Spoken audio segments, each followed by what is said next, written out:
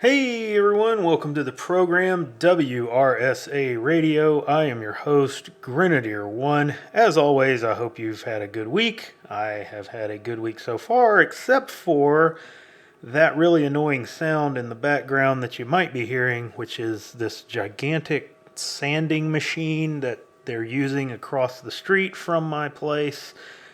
In this concrete parking lot, they're doing some kind of refinishing, and they have been going pretty much all day, all week. And unfortunately, if I wanted to get this video out, I had to just put up with that sound in the background. So it is what it is. I hope it's not too annoying for you guys. But first off, I want to thank everyone for the positive response to the interview episode last week. I think it worked out well, and now it's kind of laid the groundwork for me to do future interviews with other folks that I think you guys want to hear from. So thank you all who watched and responded to that show. So now on to this week. The last few episodes we've been looking at some aspects of resistance. We looked at national and international factors.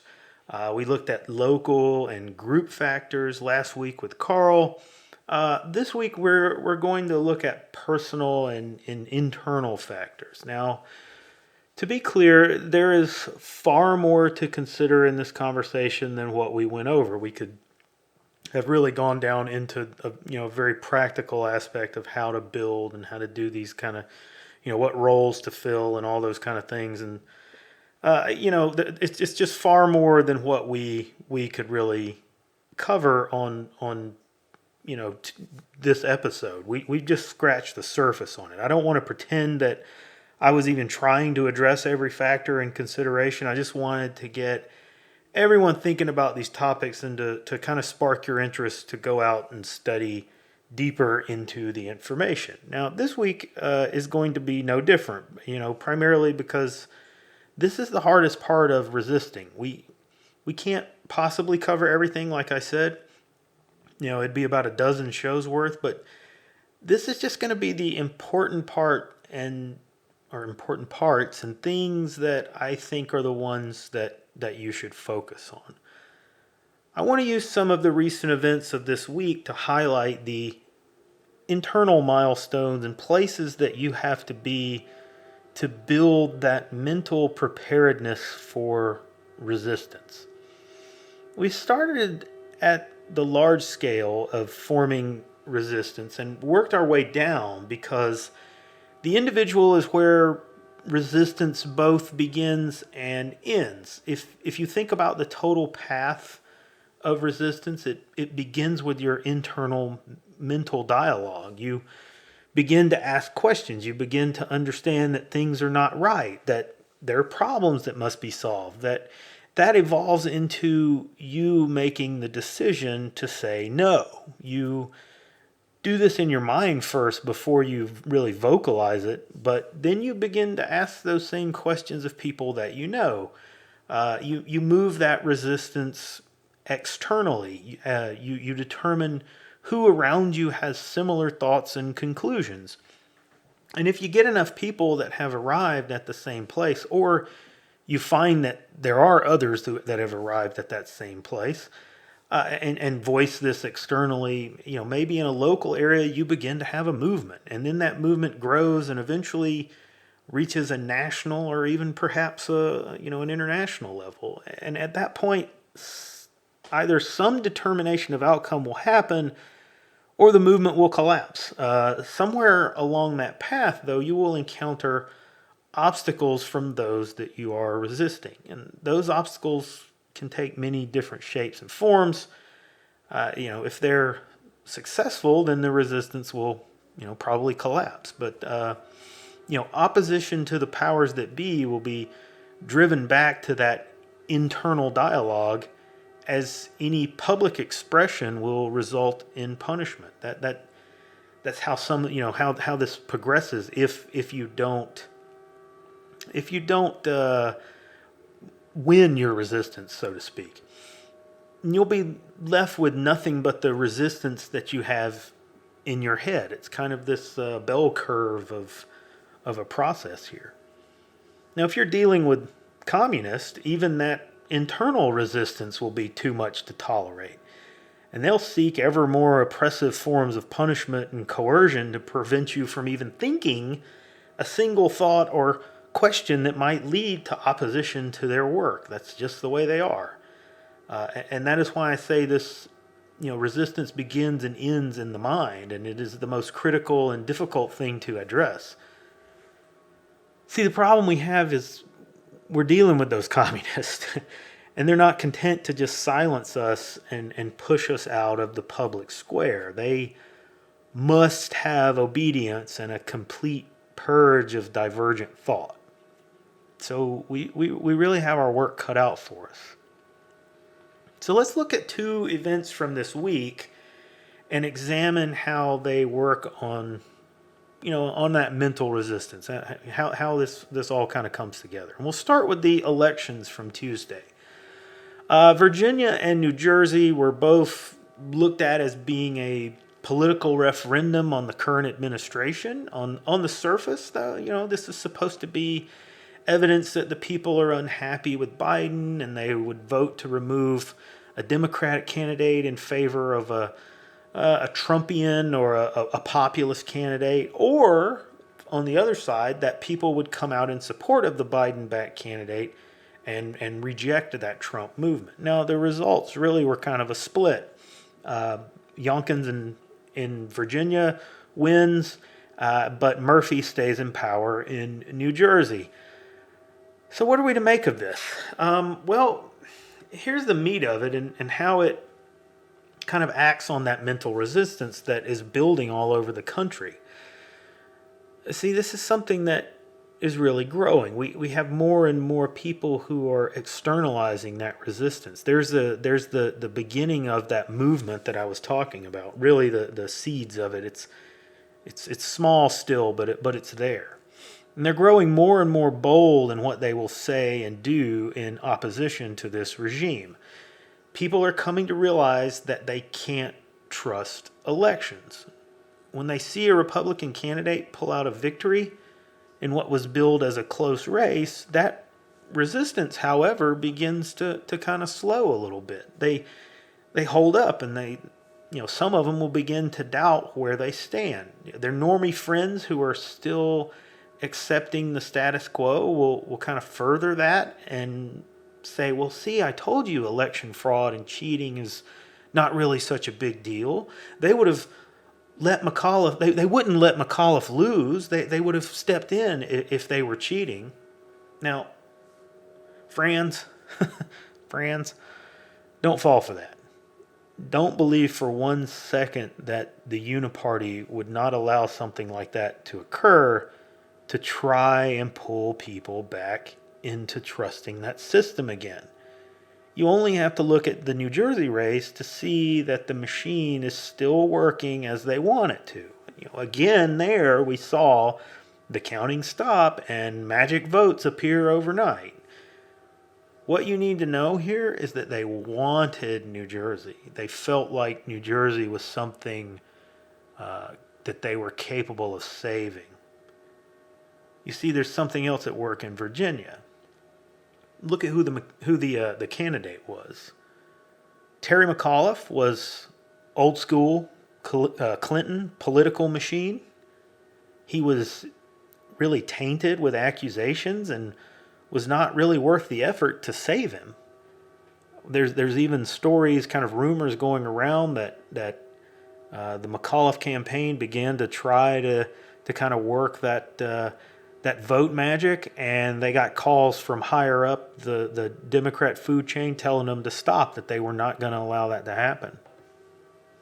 What you have to understand is that just as Trump issued in a sea change in the GOP, and the GOP is still kind of dealing with that fallout, the DNC is also going through a change. They are in the process of dismantling the Clinton machine and replacing it with something which really is far more dangerous, if you can imagine.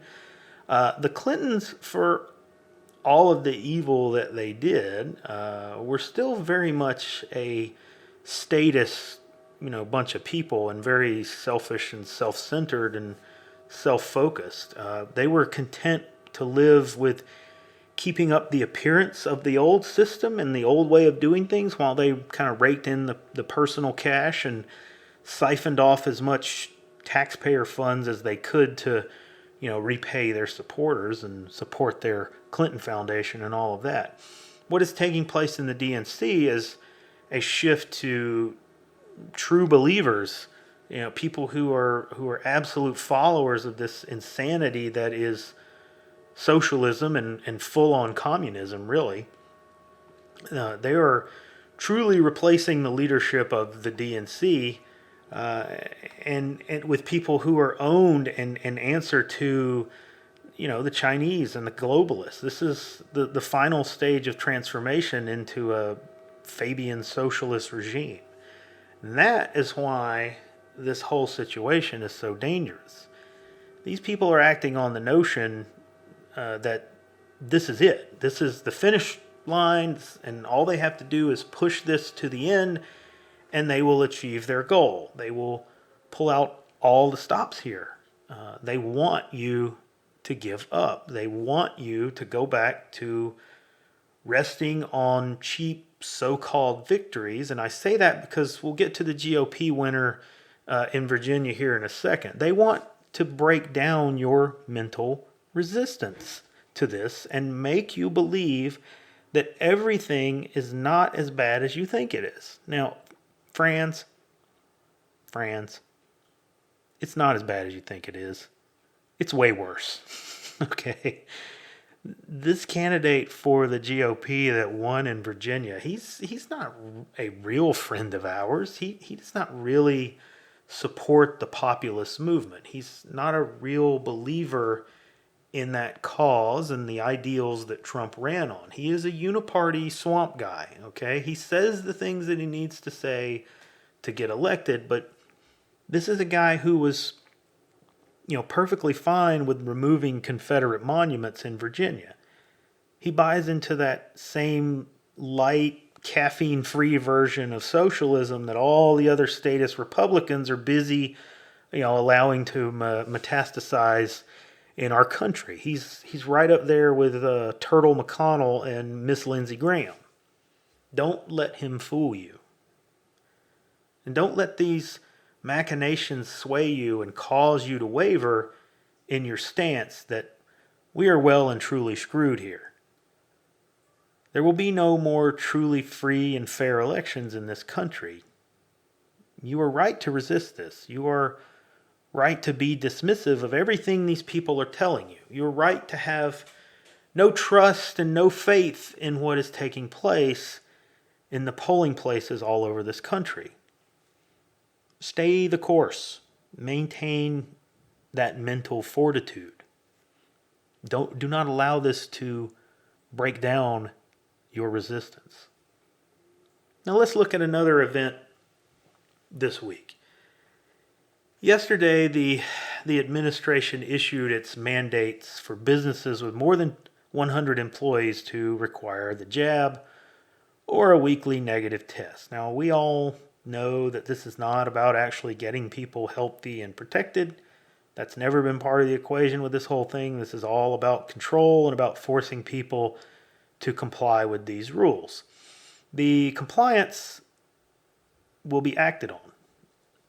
It will be utilized to force more and more invasive measures on people. Indeed, this very mandate is just the beginning for businesses. Already we are hearing chatter about expanding the mandate to include businesses with fewer than 100 employees.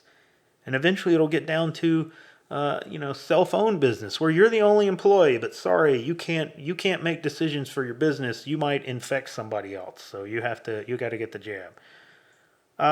This is an incremental push to break down your will to resist. It's psychological warfare, folks. That's what all this boils down to. They will continue to pressure you and force you and drive you into a corner until you relent and take this medication. Because if you relent and you give in, then they've broken you. I want to say this, however. I suspect that most of you who are listening to this have not taken this medication. I will say this again, even though I've said it before, I'm not telling you to do anything one way or the other with this. It's your personal decision. For me, I've made my decision. I will resist. If you've already taken it, don't think it means that you're no longer capable of resisting. You can and you should. You can change your mind. You can come to the conclusion that mandates are a bad thing and not something that the government should be forcing on people. If you want to take the the jab, that's fine, but you can't be forcing other people to do that. And you can still recognize that people can make their own decisions and build that mental resistance in their own way. That's what this whole mandate thing is about. It's about tearing down that mental resistance. So don't think that if you've taken it because maybe you didn't have all the information or you thought you were making the right decision or whatever. Maybe you just felt like it was the thing that you needed to do, that you've done something wrong. I'm not telling you that. I would never say that. But don't think because that you have that you can't say, you know what? I've taken it, but I can see why other people wouldn't. And I can understand their decision, and I don't think that it's a place of the government to be forcing other people to make a medical decision like that. That's perfectly fine. Folks, this is a long battle. This is a slow grind, and we have to recognize that in order to get through all of this and come out with any kind of sanity on the other side of it, we're going to need to fortify ourselves. We have to put on our armor and get ourselves spiritually sound. No one is coming out of this thing without scars. I think you all can see this. And I think you all listening know that the road ahead is not paved with gold. It's not, all flowers and roses and everything. What concerns me is that larger picture, though, the people who will be coming along with us, the people that we're bringing into our circles, who may not be ready to face what we are facing. You must be ready for this because you have to be ready for them. You will be the rock and their anchor. You'll be their guide that they will follow. They're going to look to you for leadership and look to you for guidance. And you have to be mentally ready for this.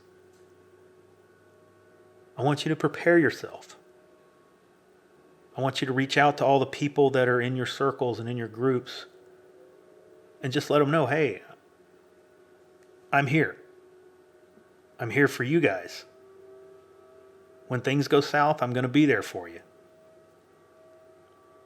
Now, that's all I have time for this week, guys. Like and subscribe. Come see us over on Gab and the Mothership, and I will see you next episode.